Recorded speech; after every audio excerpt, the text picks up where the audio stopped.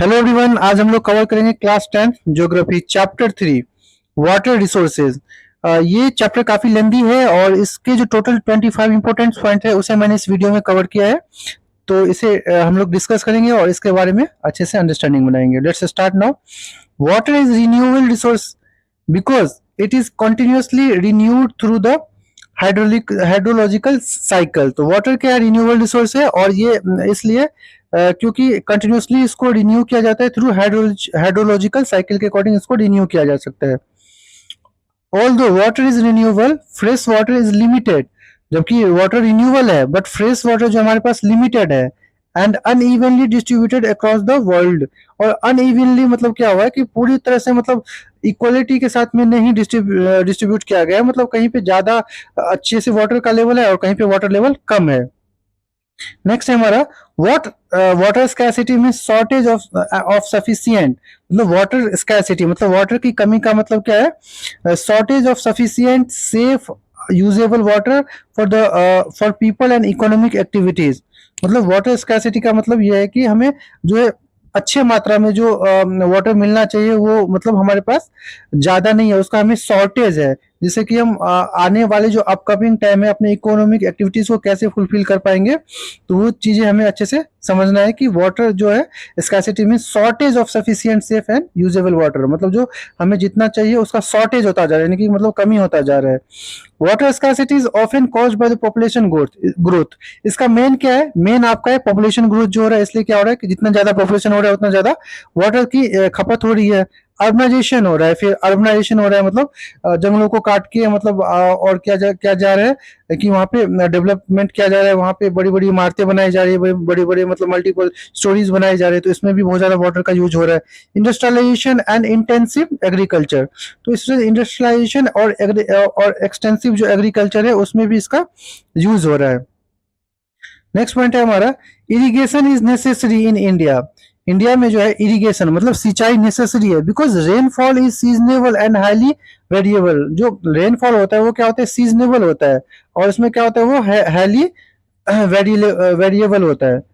Next है हमारा multi-purpose river valley projects are designed to serve several purpose of the same time। तो इस तरह से मल्टीपर्पस रिवर जो वैली प्रोजेक्ट्स है उसको डिजाइन किया जाता है कि जिससे कि इन चीजों को अच्छे से और मतलब ठीक से फुलफिल किया जा सके। Major purpose of multiple projects include irrigation, electricity generation, flood control and water supply. जो बहुत ज्यादा जो मल्टीपर्पस जो डैम्स होते हैं या प्रोजेक्ट्स होते हैं उसका क्या मेन काम क्या होता है? इरिगेशन हो गया, इलेक्ट्रिसिटी जनरेशन हो गया, फूड कंट्रोल हो गया, फिर या फिर वाटर सप्लाई जैसे हो गया। तो इन चीजों को फुलफिल करना। नेक्स्ट पॉइंट है हमारा these projects can also provide water for industries, navigation, recreation and fish breeding. तो इस तरह से ये प्रोजेक्ट्स किन किन चीजों में काम होता है? इंडस्ट्रीज में, नेविगेशन में, रिक्रिएशन में और फिश ब्रीडिंग जो होता है उसमें भी इन चीजों को क्या किया जाता है? इन चीजों को यूज किया जा सकता है। तो ये जो वाटर का जो मल्टीपर्पज वाला चीज है ये बहुत ही ज्यादा इंपॉर्टेंट है। नेक्स्ट पॉइंट है हमारा Bhakra Nangal project is one of the important multipurpose project of India. जो भाखरा नागल प्रोजेक्ट है वो one of the most important project of India का है, जिसे हम भाखरा नागल डैम के नाम से भी आपने जो सुना है तो बहुत ही ज्यादा इंपॉर्टेंट है। नेक्स्ट है हमारा the Tehri dam built on the Bhagirathi river in Uttarakhand. तो तेहरी डैम है वो कहाँ पे बनाया गया है? भागीरथी रिवर पे इन उत्तराखंड में बनाया गया है। तो इस तरह के जो क्वेश्चंस होते हैं वो एमसीक्यू में बहुत बहुत इंपॉर्टेंट है, जिसे हम वीवीआई बोल सकते हैं, बहुत बहुत इंपॉर्टेंट बोल सकते हैं। ठीक है, तो आपको इसको अच्छे से रिवाइज करना है, अंडरस्टैंडिंग बनाना है। The Sardar Sarovar project is constructed on the Narmada river. जो सरदार सरोवर प्रोजेक्ट है वो कहाँ पे कंस्ट्रक्ट हुआ है? नर्मदा रिवर पे है। तो ये चीजें आपको डायरेक्टली एग्जाम में एज इट इज मिल जाएगा। जब आप प्रैक्टिस करते हैं प्रैक्टिस सेट में भी आपको इजीली ये चीजें दिया रहता है।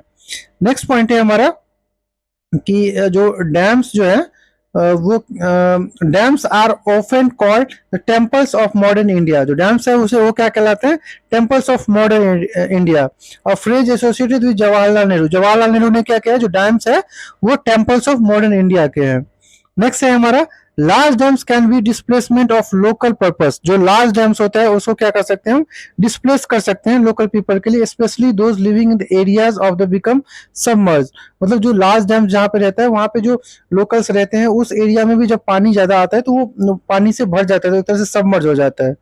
कंस्ट्रक्शन ऑफ डैम्स में lead to the submergence of forest, agriculture and settlement.